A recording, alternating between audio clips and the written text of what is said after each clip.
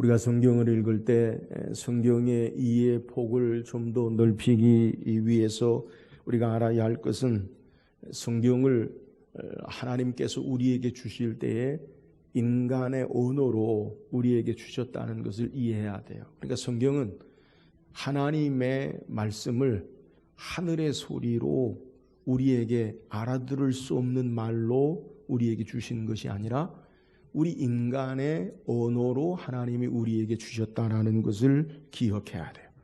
인간의 언어로 우리가 흔히 이야기하듯이 우리의 삶을 일상을 이야기하듯이 그렇게 성경이 우리에게 기록되어서 우리에게 말씀을 통해 하나님의 분명한 뜻을 우리에게 전하시는 거예요. 마가복음을 우리가 계속 묵상하고 있는데 마가복음을 읽을 때 우리가 이 하나님께서 이 마가복음을 기록한 성경의 저자인 마가를 통해서 예수님이 누구신지를 우리에게 소개하고 있다는 것을 우리가 되새기면서 우리가 성경을 계속 읽어야 돼요. 그러니까 마가는 우리에게 마가복음을 기록한 목적이 뭐냐? 예수님이 어떤 분이신가? 이것을 우리에게 소개하는 거예요. 물론 복음서가 다 그렇지요. 마태, 마가, 누가 복음이 우리에게 예수님이 누구신가? 그러니까 우리는 성경을 읽으면서 마가복음을 계속 묵상하면서 마가가 우리에게 소개하고 있는 예수님이 어떻게 우리에게 묘사되어지고 우리에게 드러나는가 이것을 기억해야 된다는 거예요. 자, 마가는 우리에게 예수님이 누구신가를 이야기 형식으로 우리에게 쭉 마가복음 1장에서부터 오늘까지 우리에게 이어져 오고 있는데 그 가운데 우리에게 이야기 형식의 글을 생각해 본다면 영화나 극 중에 긴장도가 최고조에 달하는 그 부분을요 우리는 클라이맥스 또는 절정이라고 그렇게 이야기하죠. 그러니까 어떤 사건이 전개돼서 위기감이 아주 가장 고조되는 그 부분을 우리는 소설이나 글이나 책을 읽을 때 또 드라마나 영화를 볼 때 그것이 야 이건 절정인 부분이다. 긴장도에 몰입하게 하는 그러한 부분이 있어요. 오늘 우리가 읽은 본문의 내용은 마가복음 전체를 통해서 바로 이렇게 예수님이 누구신가라는 것을 소개할 때에 가장 큰 긴장감의 클라이막스 부분을 오늘 성경이 우리에게 소개하고 있어요. 오늘 함께 읽은 본문의 내용이 뭡니까? 예수님께서 겟세마네 동산에서 잡히시고 그 밤에 대제사장의 집에서 신문을 받으시는 내용을 우리에게 소개해요. 오늘 본문의 내용을 보면 제자들 가운데 오늘 마가복음에서는 유일하게 예수님을 따라가는 사람을 누구로 표현하고 있느냐? 베드로로 성경이 우리에게 소개해요. 그런데 요한복음에 보면 요한복음 18장에 보면 이 베드로만 주님을 따라간 게 아니라 요한, 물론 요한이라고 기록하고 있지 않지만 성경의 저자들 또 다른 제자, 그걸 요한이라고 그렇게 이야기해요. 자, 오늘 우리가 읽은 성경의 사건은 지금 예수님께서 유월절 성만찬을 행하시고 그리고 제자들과 더불어 겟세마네 동산에 가셔서 베드로와 야고보와 요한을 데리시고 따로 기도하시고 십자가를 앞에 두고 그리고 예수님이 이제 일어나라 함께 가자라고 하시면서 이제 가룟 유다를 위시한 대제사장의 군졸들 로마의 병사들이 예수님을 붙잡고 그리고 제자들은 도망하고 그리고 예수님이 이제 대제사장의 집에 가서 그리고 산헤드린 공회 종교 지도자에 의해서 그리고 대제사장 위에서 신문을 받으시는 모습을 우리에게 소개하는 거예요. 오늘 본문에 마가는 우리에게 예수님을 체포해서 대제사장에게로 갔다라고 우리에게 소개하고 있지만 마태복음과 요한복음에는 이 장면을 좀 더 자세하게 우리에게 기록하고 있어요. 요한복음 18장 13절에 보니까 먼저 안나스에게로 끌고 가니 안나스는 그 해의 대제사장 가야바의 장인이라고 말씀하고 있어요. 그러니까 예수님이 겟세마네 동산에서 기도하시고 잡히셔서 어디로 가느냐? 안나스에게로 끌고 갔다가 다시 대제사장에게로 가야바에게 사내들인 공회에 잡히신 것을 우리에게 소개하는 거예요. 그러니까 성경을 읽으면 오늘 본문에도 대제사장들이라고 우리에게 소개해요. 그러니까 대제사장이 한 명이 나오는 게 아니라 대제사장이 이름이 두 명이 우리에게 기록하고 있다는 거예요. 자, 유대 대제사장을 로마가 다스리면서 대제사장을 누가 임명하느냐? 총독이 임명했어요. 그러니까 주후 6년에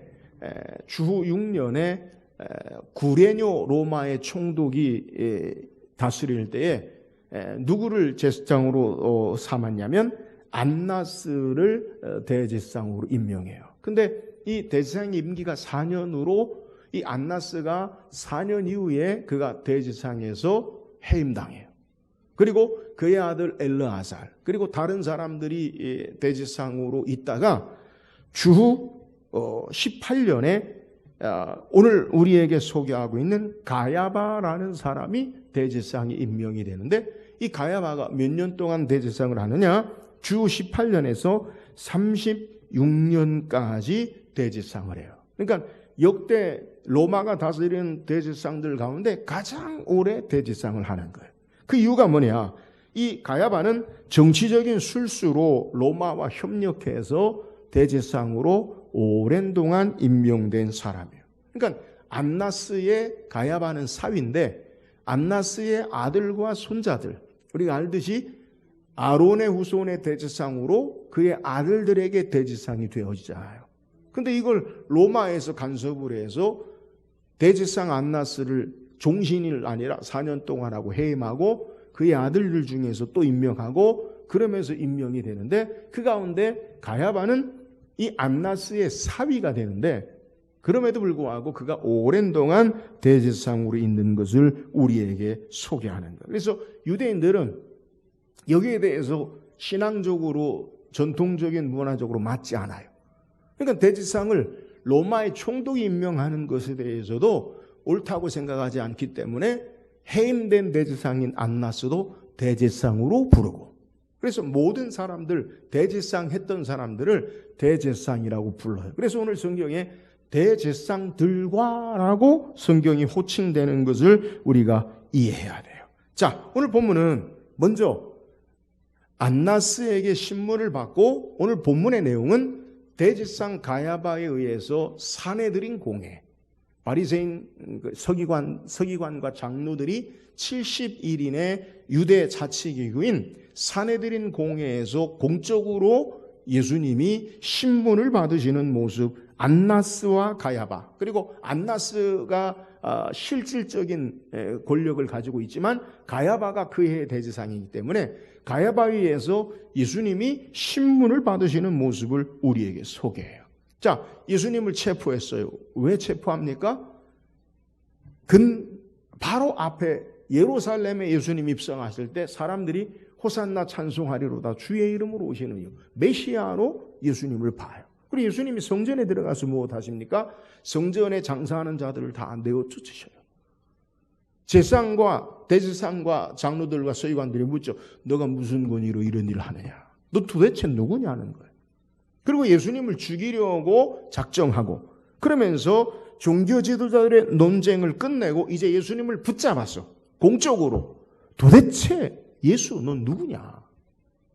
그래서 예수님을 죽이기 위해서 신문하고 있는 것을 우리에게 소개해. 여기에 예수님은 극적으로 예수님이 뭐라고 이야기하느냐?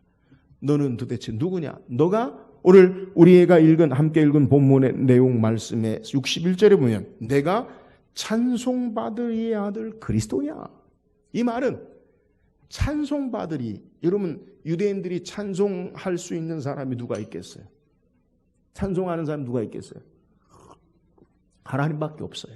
그러니까 여호와 이름을 부르지 않아요. 하나님에 대해서 함부로 이름을 담지 않아요. 그러니까 찬송받으리다라는 것은 하나님. 찬송받으리의 이의 아들 그리스도냐? 메시아냐? 그리스도. 헬라어로 크리스토스 기름 부음을 받은 자. 히브리어로 메시아 똑같은 말. 너가 하나님의 아들 그리스도냐? 이 말이에요. 근데 예수님 뭐라고 말씀하냐? 오늘 보면 뭐라고 그래요? 내가 그니라. 그러니까 오늘 성경에 모두에게 도대체 예수님이 누구냐? 예수님이 누구길래 갈릴리에서부터 기적과 능력을 행하고 지금까지 또 예루살렘에 큰 퍼포먼스를 행하고 항상 이 1세기 당시에 주요 이슈, 문제와 행동을 일으키는 사람들을 몰고 다니는 그 예수, 넌 누구냐? 너가 하나님의 아들 그리스도냐? 그러니까 예수님이 내가 그니라. 예수님은 마가복음 전체를 통해 처음으로 극적으로 자신을 누구신지를 분명하게 사내들인 공회 앞에서 선포하는 거예요. 공적으로 선포하는 거예요. 그러니까 개인적으로 제자들에게 내가 그리스도다. 이게 아니라 사내들인 전체의 유대의 공적인 회의에서 내가 크니라라고 말씀하는 내용이에요. 자, 오늘 말씀을 통해서 예수께서 그리스도이심을 밝히고 선포하시는 내용을 통해 우리에게 주신 은혜를 우리가 말씀 묵상하기를 원해요. 자, 먼저 본문 53절 54절 읽어봅시다. 53절 54절 시작. 그들이 예수를 끌고 대제사장에게로 가니 대제사장들과 장로들과 서기관들이 다 모이더라. 베드로가 예수를 멀찍이 따라 대제사장 집들 안까지 들어가서 아랫사람들과 함께 앉아 불을 쬐더라. 자, 예수님께서 겟세마네 동산에서 잡히셨어요. 그리고 예수님을 끌고서 대제사장 안나스의 집에 먼저 가고 그리고 거기서 신문을 하고 또 거기서 이제 가야바를 통해서 사내들인 공회가 모이는데 여기에 누가 쫓아가요? 베드로가 쫓아가요. 오늘 베드로가 쫓아가요. 본문에는 베드로만 등장하지만 앞에 설명한 대로 요한복음 18장 15절에 보니까 시몬 베드로와 또 다른 제자 한 사람이 예수를 따르니 이 제자는 대제사장과 아는 사람이라 예수와 함께 대제사장 집들에 들어가고, 성경학자들은 이 다른 제자는 요한으로 이야기하고 요한이 갈릴리에서 어부의 큰 배를 가지고 이 어업을 통해서 하는 것으로 예루살렘에까지 영향이 있어서 대제사장을 알아서 요한이 들어가고 그리고 문 밖에 있는 베드로도 요한 때문에 들어갔다. 그렇게 이야기해요. 그러니까 예수님이 붙잡히실 때 따라간 사람이 누구냐? 오늘 마가는 베드로만 소개해요. 근데 베드로만이 아니라 요한도 같이 간 것을 소개해요. 자, 오늘 본문에만 집중하자고요. 오늘 본문에 베드로에 대해서 성경에서 표현하기를 베드로가 예수님을 따라가긴 따라가는데 어떻게 따라간다고 소개하느냐? 어떻게 따라간다고 소개합니까? 멀찍이 따라감을 소개해요. 멀찍이 따라가는 게 뭐예요? 거리를 두고 그리고 일정 기간의 사이를 두고 예수님을 따라가는 것을 소개해요. 자, 베드로는 예수님이 붙잡히실 때 우리가 지난주에 말씀 묵상한 대로 종교 지도자들, 대제사장과 서기관들, 장로들이 보낸 아랫사람들과 그리고 로마의 천부장이 그 주도에서 많은 사람이 예수님을 체포할 때 제자들이 도망해요. 자, 베드로도 역시 도망해야 되는데 오늘 성경은 놀랍게 칼을 휘두른 베드로, 잡히면 큰일 나죠. 근데 이 베드로가요, 예수님을 따라가는 모습을 우리에게 소개하는 거예요. 앞서 베드로는 성만찬, 바로 몇 시간 전에 예수님께서 성만찬 때 오늘 밤 너희가 다 나를 버리리라 예수님 말씀하셨지요. 근데 베드로 뭐라고 얘기합니까? 마가복음 14장 29절에 베드로가 여짜오되 다 버릴지라도 나는 그리하지 않겠나이다. 베드로 뭐라고 그랬어요? 주님을 너희가 오늘 밤 다 나를 버리리라, 떠나리라 할 때 베드로는 뭐라고 그랬어요? 다 그리할지라도 나는 주님을 버리지 않겠습니다. 그 말대로 따라가는 거예요. 베드로가요, 그가 바로 예수님을 죽을지언정 주님 버리지 않겠습니다. 그 말대로요, 그가 예수님을 따라가는 거예요. 그런데 문제는 주님을 따르기는 따르는데 오늘 성경에 어떻게 따라가느냐? 멀찍이 거리를 두고 따라가는 것을 우리에게 소개하는 거예요.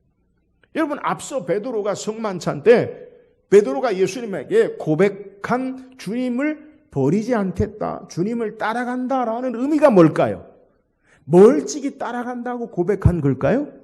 그러지 않아요. 주님과 함께 죽을지언정 주님 옆에서 주님과 함께 붙잡혀서 내가 주님이 어디를 가시든지 내가 어떤 형편과 모양이든지 나는 주님과 함께 하겠습니다. 그러니까 베드로의 고백대로라면 잡히신 예수님 옆에 베드로 잡혀서 같이 가야 되는 것이 맞는 거예요. 근데 베드로는 지금 오늘 성경에 주님과 함께 모든 것을 다 하겠다고 말했지만 정작 예수님이 붙잡히시자 베드로도 함께 붙잡힌 것이 아니라 살짝 도망했다가 그리고 뒤돌아서서 멀찍이 거리를 두고 따라가는 모습을 우리에게 소개하는 거예요. 우리는 이 베드로의 마음을 이해할 수 있어요. 예수님과 함께하고 싶지만 두려움과 불안 가운데 함께 잡히지는 못하고 또 예수님을 두고 아예 도망가려니까 이것도 좀 아닌 것 같았어. 그래서 거리를 두고 예수님을 따라가는 거예요. 이런 베드로의 마음, 오늘 우리의 신앙의 마음일 수도 있어요. 예수님을 믿고 따르긴 하지만 전적으로 주님을 따르기에는 좀 위험하고 부담이 되고 그렇다고 주님을 전혀 따르지 않는다고 하는 것은 또한 그것은 아닌 것 같은 어정쩡한 신앙의 모습이 우리의 모습이 아닌가 생각해 봐야 돼요. 그래서 너무 가까이 하지도 않고 너무 멀리 하지도 않고 적당히 거리를 두고 우리의 신앙의 삶을 사는 모습, 이것이 베드로를 통해 투영되지 않는가 생각해 봐야 된다는 거예요. 여러분, 너무 가까이도 너무 멀리도 않은 것. 우리 신앙생활에서 여러분 신앙의 선배들로부터 많이 들어본 말이 뭐예요? 여러분 신앙생활을 어떻게 하라고 권면합니까? 적당히 해라. 많이 들어본 거 아니에요? 너무 열심히도 말고 그렇다고 너무 아무것도 하지 않는 것도 그렇고 그러니까 신앙생활은 어떻게 해라? 적당히 해라. 여러분 많이 들어본 것 같지 않아요? 그러나 성경에 우리에게 뭐라고 말씀합니까? 계시록 3장 라오디게아 교회에 예수님이 편지할 때 책망하시기를 3장 15절에 내가 내 행위를 아노니 내가 차지도 아니하고 뜨겁지도 아니하도다. 내가 차든지 뜨겁든지 하기를 원하노라. 여러분 주님과 함께 뜨겁든지 아니면 주님과 함께 하지 않는 모습, 이것을 예수님께서 책망하시고 계시는 것을 우리에게 소개하는 거예요. 사랑하는 여러분, 오늘 우리의 신앙의 모습 베드로를 통해서 우리를 이입해서 우리의 마음을 감정을 이입해서 보았으면 좋겠어요. 예수님과의 저와 여러분의 마음의 거리가 어느 정도 되십니까? 예수님과의 신앙의 거리가 어떠하냐는 거예요. 주님과 연합하는 삶이 아니면 여러분 기억하세요. 주님과 함께하는 삶이 아니면 주님의 생명에서 끊어지는 것임을 우리는 깨달아야 돼요. 예수님 우리에게 뭐라 말씀합니까? 요한복음 15장 5절에 나는 포도나무에 너희는 가지니 그가 내 안에 내가 그 안에 거하면 사람이 열매를 많이 맺나니 나를 떠나서는 너희가 아무것도 할 수 없습니다. 여러분 포도나무인 예수님에게 가지가 연합하여 붙어 있어야 그래야 열매를 맺는 거예요. 포도나무이신 주님에게 떨어져 나가면 그러면 살아있는 것 같지만 그건 생명 없는 죽은 것이요 열매 없는 자가 되어지는 것을 우리에게 소개하는 거예요. 사랑하는 여러분, 베드로가 예수님을 어떻게 따라갔어요? 멀찍이 따라가다가 그가 어떤 결과를 가져옵니까? 우리가 읽지 않았지만 오늘 성경이 우리에게 소개하는 66절 이하에 보면 여종 앞에서 예수님을 부인하게 되죠. 베드로가 거리를 두고 주님을 따라갔다가 행한 게 뭡니까? 주님을 저주하며 맹세하여 도무지 모른다 예수님을 부인하는 것을 우리에게 소개하는 거예요. 사랑하는 여러분, 오늘 우리의 신앙의 거리는요 주님을 멀찍이 따르는 자가 아니라 주님과 함께하는 자가 되어야 함을 믿으시기를 주의 이름으로 축원합니다. 주님과 함께하는 자가 되어야 돼요. 주님 안에 내가 주님 안에 주님 안에 내 안에 주님이 계시고 주님 안에 우리가 사는 삶의 모습, 이것이 바른 신앙의 삶이 되어야 된다는 거예요. 베드로 항상 주님과 함께 했어요. 변화산에서 따로 회당장 야이로의 딸을 죽은 야이로의 딸을 치료하실 때도 항상 주님은 베드로를 데려가시고, 겟세마네 동산에서도 예수님은 베드로와 함께 하셨어요. 근데 베드로는요, 주님과 정작 함께 하지 못함으로 부인하고 저주하고 맹세하는 자가 된 것을 우리에게 소개해요. 오늘 저와 여러분 날마다 우리의 삶이 어떤 모습이라도 주님과 함께, 주님 옆에 주님과 동행하며 주님 안에 거하고 주님을 따르는 참된 제자의 삶을 살기를 주의 이름으로 축원합니다. 또한 오늘 본문을 통해 우리에게 주시는 은혜가 55절 한번 읽어보세요. 55절 시작. 그를 칠 증거를 찾되 얻지 못하니. 여러분, 오늘 대제사장이 산헤드린 공회가 예수님을 붙잡아 체포해서 신문해요. 그러면 어떤 사람의 죄를 들으려면 답을 정해놓고 이 사람의 무조건 유죄다라고 답을 정해놓고 죽이기 위해서 신문하는 게 아니라 신문을 통해서 그의 죄악된 것을, 혐의가 있는 것을 입증함으로 죄로 연결되는 것이 일반적이에요. 이건요, 오늘날뿐만 아니라 고대에도 마찬가지예요. 그런데 오늘 성경에 보면 대제사장과 온 공회가 예수님을 잡았는데 왜 잡았느냐? 뭐 하려고요? 오늘 성경에 뭐라고 그래요? 대제사장들과 온 공회가 예수를 죽이려고 그 칠 증거를 찾대. 이 바뀌어야 되잖아요. 대제사장과 서기관들이 그 증거를 찾아 예수님을 사형에 해당했다. 이게 논리적으로 맞잖아요. 근데 대제사장과 서기관들이, 공회가 예수님을 죽이려고 정해져 있어요. 우리가 말하는 답정너. 답정너가 뭐예요? 답은 정해져 있고 너는 대답만 하면 돼. 그러니까 짜맞춰서 그냥 너는 그냥 아무 말을 해도 너는 그냥 죽는 거야. 이렇게 행한다는 거예요.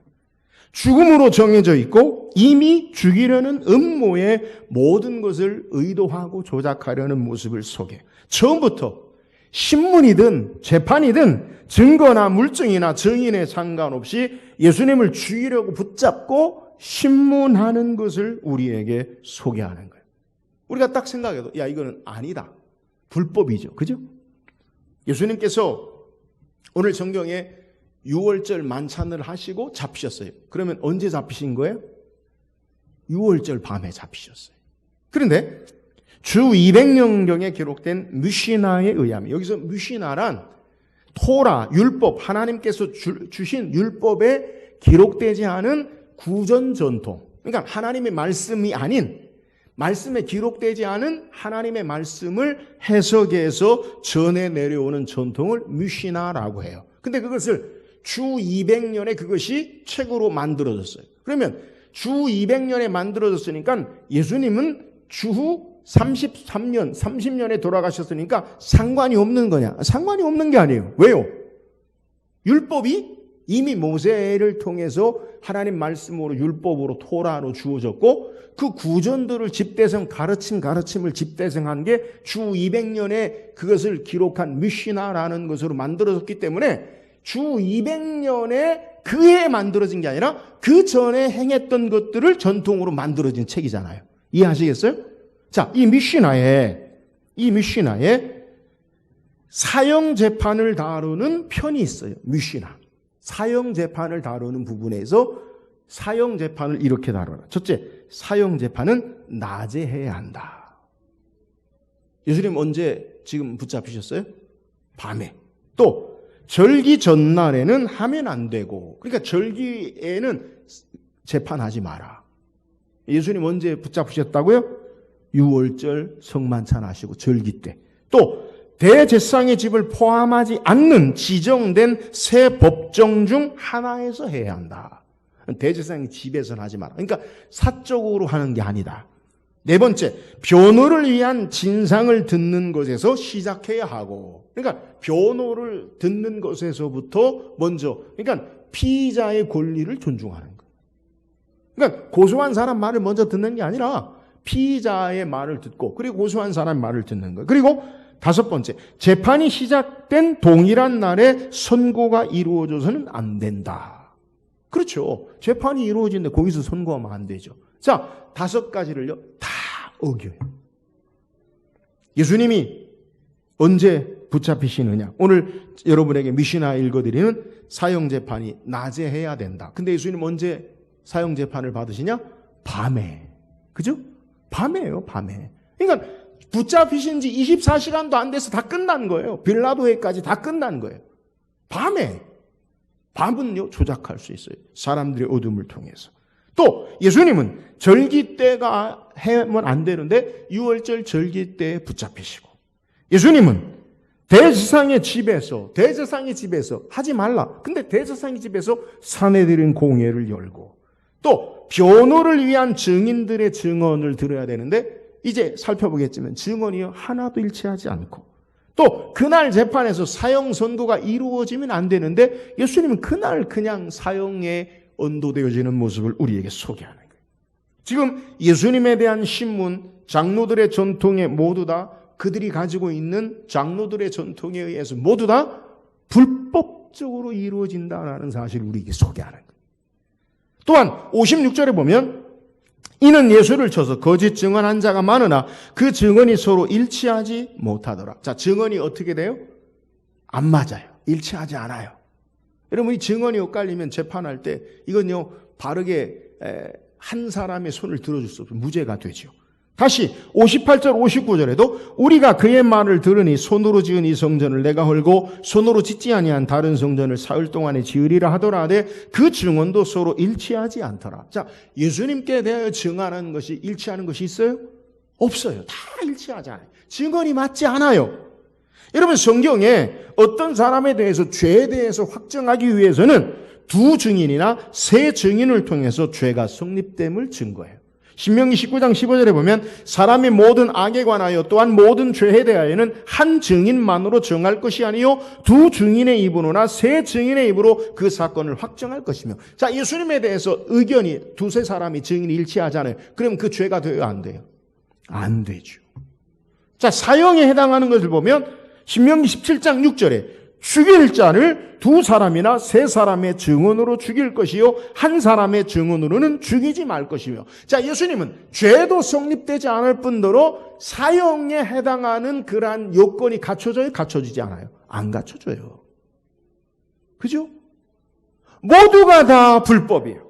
하나님 말씀을 따라 두세 증인이 있어야 죄가 성립되고 사형에 해당하는 것. 그런데 이 말씀도 무시하고 그들의 율법의 전통도 무시하고 불법적으로 행하지는 모습을 우리에게 성경이 소개하는 거예요. 여러분, 그러면 예수님께서 왜 이런 불의와 불법에 넘겨지시고 죽으셔야 합니까? 왜 이렇게 불의와 불법, 죄가 없으신데 이렇게 당하셔야 돼요? 이사야 53장 8절에 보니까 그는 곤욕과 신문을 당하고 끌려갔으나 그 세대 중에 누가 생각하기를 그가 살아있는 자들의 땅에서 끊어짐을 마땅히 형벌받을 내 백성의 허물 때문이라 하였으리요. 무슨 말이냐? 우리가 마땅히 형벌받을 허물 때문에 신문당하시고 곤욕을 당하셨다. 예수님이 왜 불법적으로 신문당하시고 곤욕을 당하셨느냐? 마땅히 형벌받을 내 백성의 허물 때문이라.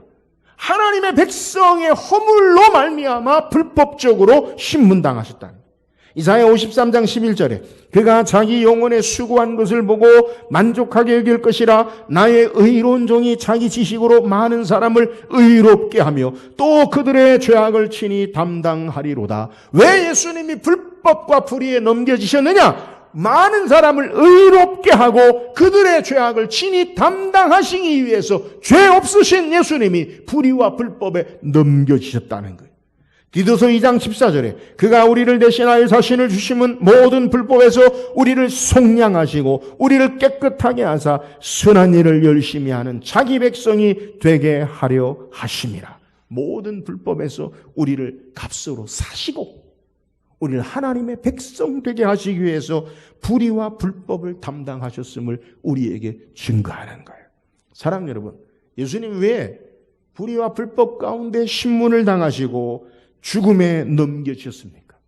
우리의 허물을 담당하시기 위함이요, 우리의 죄를 담당하시기 위함이요, 우리의 불의와 불법을 담당하시고 속량하셔서 우리를 하나님의 자녀 삼으시고 내 백성을 하나님의 자녀된 백성으로 삼으시기 위한 행동임을 우리에게 소개하는 거예요. 그러므로 예수 그리스도를 믿고 신앙하는 자는 의롭다 인정하는 거예요. 왜요? 예수님이 다 불의를 담당하셨기 때문에. 예수 믿고 신앙하는 자는 이제 죄인이 아니라 의인이라고 여겨지는 거. 왜요? 주님이 우리의 죄를 담당하셨기 때문에. 예수 믿고 신앙하는 자들은 이제 하나님의 백성으로 인정하시는 거예요. 왜요? 예수님이 하나님의 백성 되게 하시기 위해서 모든 죄를 담당하셨기 때문에. 사랑하는 여러분, 오늘 예수님이 고난과 신문과 불의와 불법에 넘겨지심은 바로 저와 여러분을 위해서 행하신 고통과 고역임을 우리에게 소개하는 거예요. 예수님 때문에 우리가 의롭게 되어지고, 예수님 때문에 우리가 그 죄의 형벌에서 면하게 되어지고, 예수님 때문에 우리를 하나님의 자녀로 백성 삼으신 이 은혜 앞에 우리가 신앙하고 있음을 알고 이 주님 앞에 우리의 삶을 감사로 하나님을 예배하고 하나님의 거룩한 백성으로 신앙하는 저와 여러분 되기를 주의 이름으로 축원합니다. 마지막 오늘 본문을 통해 예수님은 하나님의 아들 그리스도이심을 분명하게 밝히세요. 자, 오늘 61절 62절 읽어봅시다. 61절 62절 시작. 예수께서 물어 이르되 너는 아무 대답도 없느냐? 내가 찬송받을 이의 아들 그리스도냐?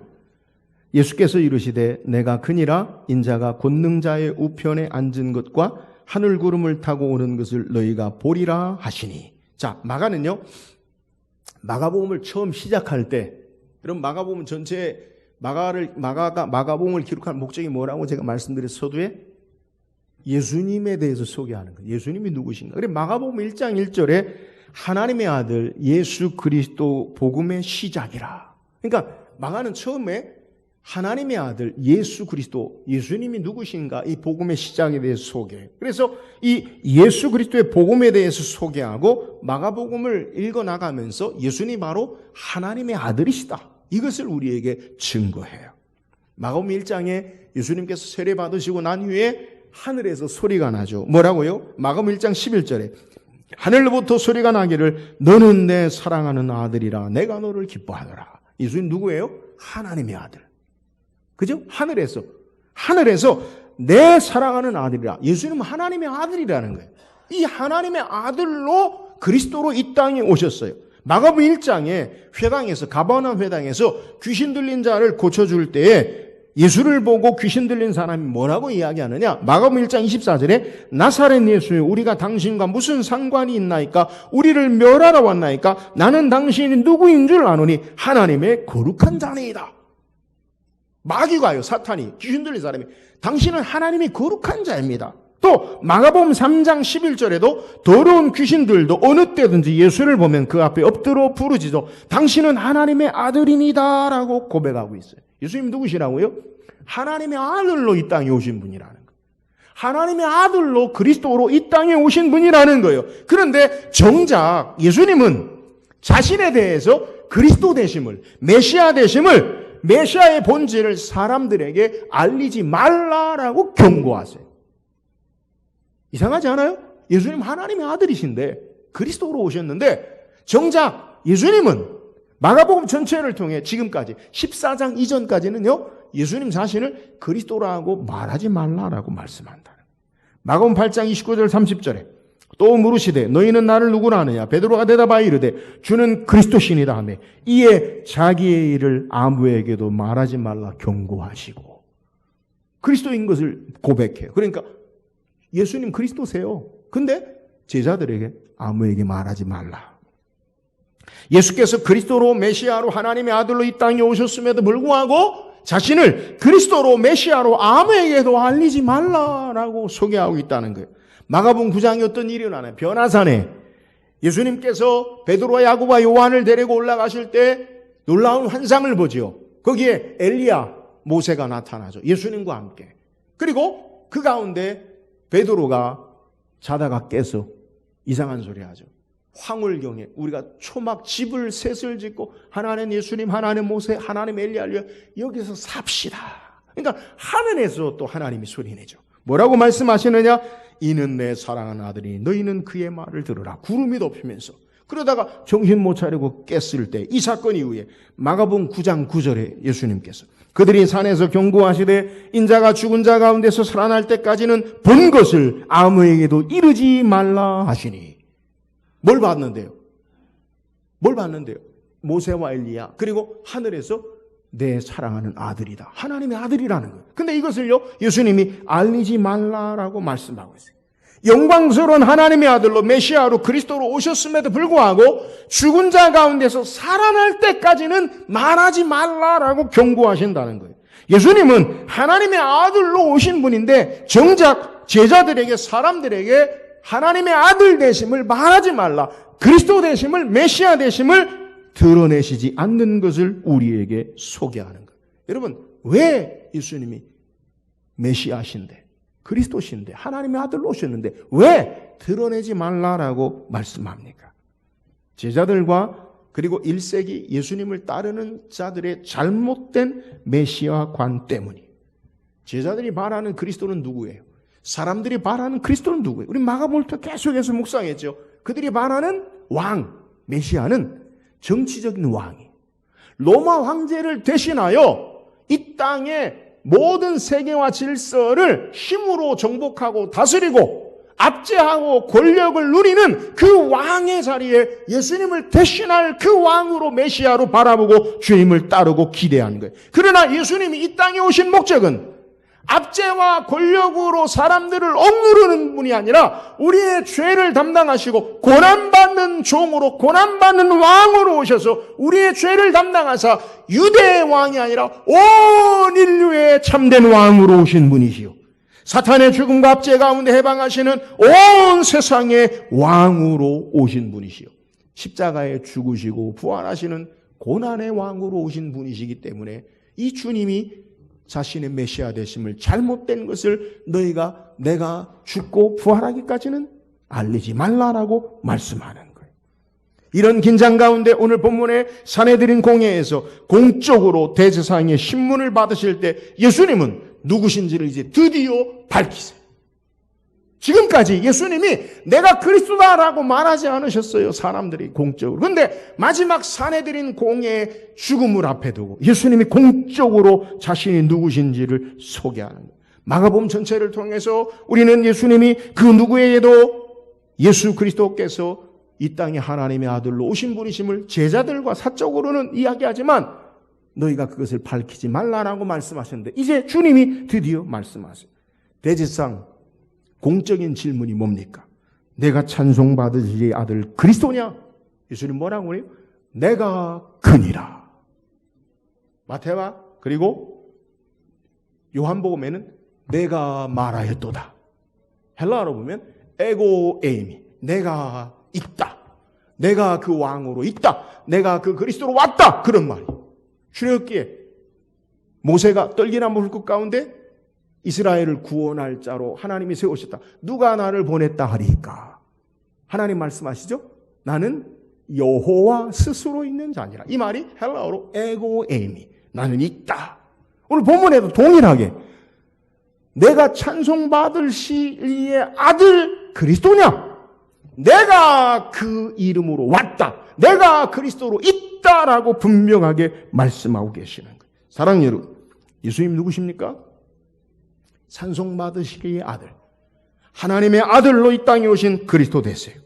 이 주님은 죽으시고 십자가에 부활하실 뿐만 아니라 하나님 보좌 우편에 앉으셔서 모든 세상을 다스리는 만왕의 왕이시고, 그리고 온 세상의 끝날 심판날에 구름을 타시고 다시 오시는 심판주가 되시는 참된 왕 되시는 하나님 되심을 우리에게 증거하는 거예요. 마가복음을 통해 마가가 우리에게 예수님이 누구신가 지금까지의 사역과 기적과 가르침과 역사를 통해, 전체를 통해 예수님이 누구시냐, 죽음에서 부활하시고 만왕의 왕으로 이 땅에 오신 참된 그리스도 되심을 우리에게 드러내는 거예요.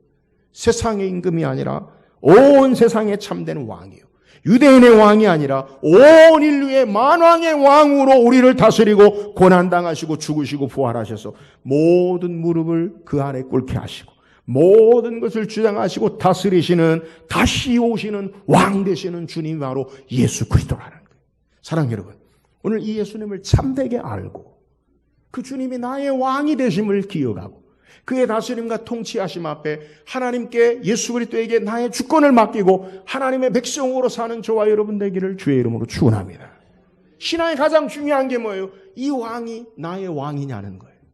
어떤 왕이 나의 왕이냐는 거예요. 내가 원하는 왕이 아니라 예수 그리스도 하나님의 아들, 죽음에서 부활하신, 온 무릎을 꿇게 하시고 하나님 보좌 우편에서 온 세상을 다스리시고 다시 오셔서 심판하실 그분이 나의 왕 되심을 고백하고 그의 다스림과 통치하심 앞에 주님 앞에 주님을 경배하고 바르게 신앙하는 저와 여러분 되기를 주의 이름으로 축원합니다. 오늘 성경을 통해 예수님이 누구신가를 우리에게 분명히 드러내요. 오늘 베드로는 예수님을 멀찍이 거리를 두고 따라가다가 부인하고 저주하는 자가 되었어요. 오늘 우리는 주님과 함께 주님 안에 우리의 삶이 삶으로 승리하는 삶을 사는 저와 여러분 되기를 주의 이름으로 축원합니다. 예수님 왜 고난받으시고 죽음에 넘겨지셨습니까? 모든 불의와 불법과 그리고 의롭지 못한 그러한 모습은 바로 우리를 죄인에서 구원하시기 위해서, 의인되게 하기 위해서, 불법에서 우리를 속량하시기 위해서, 하나님의 백성 되기 위해서 주님이 친히 성경대로 담당하신 거예요. 이 은혜 앞에 우리의 삶이 하나님의 자녀로, 의인으로, 백성으로 삶을 감사하고, 예수님이 누구세요? 그는 하나님의 아들로, 만왕의 왕으로, 만주의 주로 우리의 모든 삶을 다스리시고 또한 다시 오실 심판하실 심판주, 전능하신 하나님 되심을 알고 그의 다스림과 통치하심 앞에 날마다 주님을 모시고 신앙하는 저와 여러분 되기를 주의 이름으로 축원합니다.